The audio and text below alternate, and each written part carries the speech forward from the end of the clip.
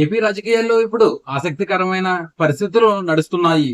మన రాష్ట్రంలో చాలా పార్టీలు ఉన్నా ప్రధానంగా టీడీపీ, జనసేన, బీజేపీ కలిసి ఒక కూటమిగా పాలన సాగిస్తున్నాయి. ఇంకా గతంలో 5 ఏళ్లు అధికారంలో ఉన్న వైసీపీ ఇప్పుడు విపక్షంలో ఉంది. కాంగ్రెస్, కమ్యూనిస్టులు పార్టీలు ఉన్నా ప్రస్తుతం అవి అంత బలంగా లేవు. దీంతో విపక్షంలో 40% ఓట్ బ్యాంక్ తో వైసీపీ ఒక్కటే బలంగా కనిపిస్తోంది.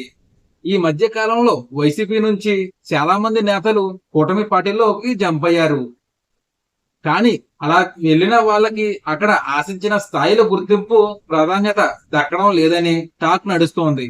పార్టీ కండువా కప్పుకున్న రోజు తప్ప ఆ తర్వాత వారెవరూ పెద్దగా బయటకు కనిపించింది లేదు.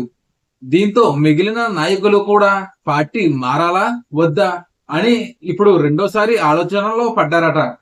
ఒకప్పుడు ఉన్నట్లుగా ఇప్పుడు వైసీపీ నుండి పార్టీ మారే వారి సంఖ్య తగ్గినందున ఇదే ప్రధాన కారణమని రాజకీయ విశ్లేషకులు చెబుతున్నారు. అసలు మన రాష్ట్రంలో రాజకీయాలు ఎటువైపు వెళ్తున్నాయి, రాబోయే రోజుల్లో ఏం జరుగుతోంది అనేది మనం వేచి చూడాలి. మరి ఇది ఫ్రెండ్స్ ఈ రోజు వీడియో. ఇటువంటి మరిన్ని ఇంట్రెస్టింగ్ విషయాలు ఎప్పటికప్పుడు తెలుసుకోవడం కోసం ఇప్పుడే మన ఛానల్ ని సబ్స్క్రైబ్ చేసుకోండి. Thank you for watching.